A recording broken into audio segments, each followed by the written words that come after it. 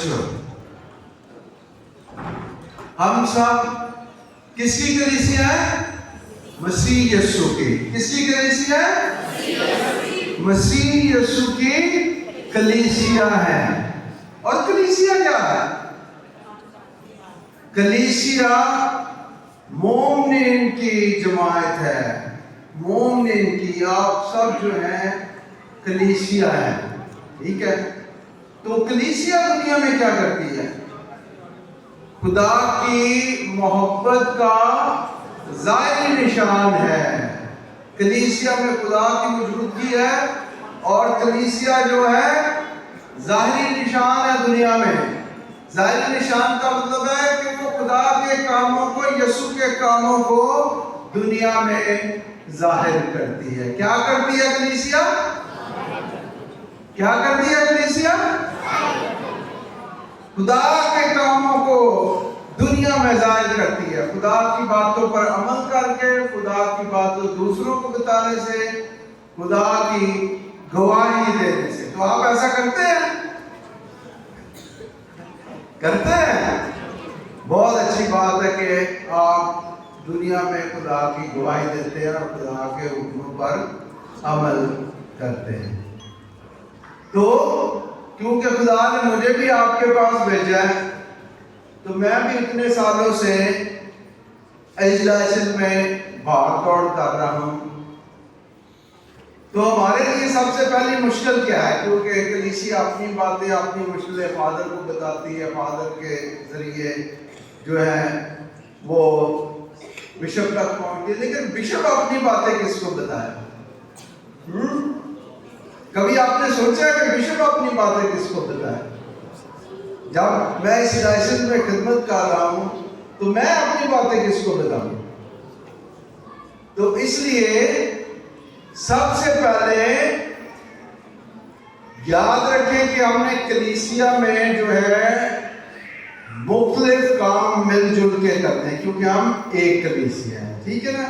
फिर एक कलीसिया होते हैं, जिस तरह मियाँ बीवी की शादी होती है, उनके फर्क ज़हन होते हैं, फर्क खानदानों से आते हैं। आहिस्ता आहिस्ता वो एक दूसरे को समझने लगते हैं, कबूल करते हैं। तो इसी तरह कलीसिया में भी हमें एक दूसरे को समझने की जरूरत होती है, ठीक है ना। ये नहीं कि मैं सोचना तो मैं जी करता, ना इस तरह फिर खानदान बनता है, ना इस तरह कलीसियाँ बनती है, ठीक है।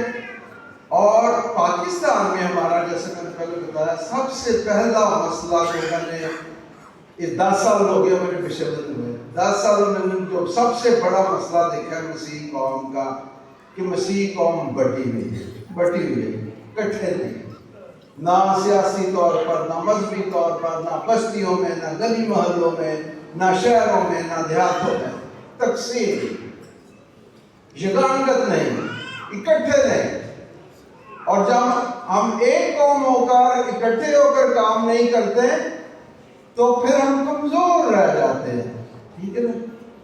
पता नहीं जब हम स्कूल में पढ़ते थे, कहानी थी, पता नहीं आजकल की किताबों में है कि नहीं, कि वो कटड़ी बांध कर जो है वो एक को तोड़ना आसान होता है, जब ज्यादा हो तो फिर तोड़ना मुश्किल होता है। आजकल की किताबों में है कि नहीं ये कहानी है?